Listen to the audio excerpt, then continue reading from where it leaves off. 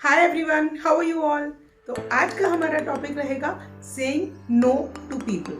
अब आप लोग बोलेंगे कि यार सेल्स कन्वर्जन की बात हो रही है और शी इज टेलिंग अस कि हमको लोगों को नो बोलना है। यस, हमको लोगों को नो बोलना पड़ेगा क्योंकि बहुत बार ऐसा होगा कि लोग हमसे ओवर कमिट करवाएंगे, क्योंकि ये एक नेचुरल टेंडेंसी होती है सबकी कि वो लोग जो है ना हम लोग चाहते हैं कि हमें कम प्राइस पे ज़्यादा से ज़्यादा चीज़ मिले।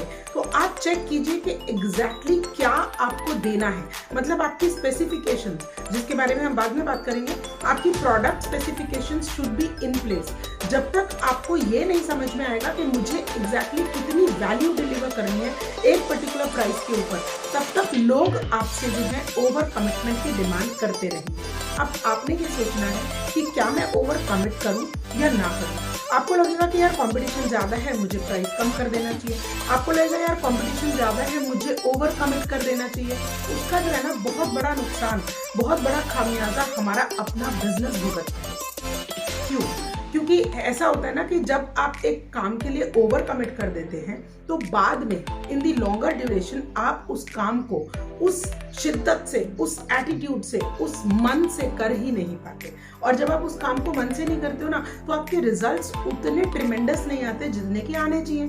और जब हमारे रिजल्ट्स खराब होते हैं तो उसका इम्पैक्ट एक्चुअली किस पर पड़ता है? हमारे बिजनेस के ऊपर पड़ता है। अब आपने अपनी तरफ से तो ओवर कमिटमेंट कर दिया, जो सामने वाला कस्टमर है उसकी एक्सपेक्टेशंस को आपने रेज कर दिया। इंस्टेड आपको ऐसे में क्या करना चाहिए, जब भी वो आपको बोले कि आप ये वाला काम भी करेंगे क्या इसके साथ में, इंस्टेड कि आपको मुझे वो बिजनेस लेना है ऐसा कहने की बजाय आप सिंपली उनको ये बताइए कि आप एग्जैक्टली क्या दे रहे हैं अपने प्राइस में। बहुत ही क्रिस्टल क्लियर तरीके से, क्लैरिटी के साथ में आपका जो ऑफर है वो प्राइस के अगेंस्ट आपके कस्टमर्स के पास जाना चाहिए। क्योंकि जब तक वो एक क्लियर कट तरीके से लिखा हुआ नहीं होगा ना, तब तक जो आपका कस्टमर है वो आपसे हमेशा ज्यादा की डिमांड करता ही रहेगा। आप भी चाहेंगे कि जो काम आप करें वो पूरे दिल से करें, वो पूरे मन से करें और आपको भी अपने वैल्यू के ऊपर अच्छी प्राइस मिले। तो बस उसी चीज को दिमाग में रखते हुए अगर आपको कुछ कस्टमर्स को नहीं बोलना भी पड़ता है, नो बोलना भी पड़ता है, तो कह दीजिए that no is more important than that yes जो कि आप बोलेंगे उनको, क्योंकि उसमें आपका नुकसान है, लॉन्गर ड्यूरेशन में आपका नुकसान है।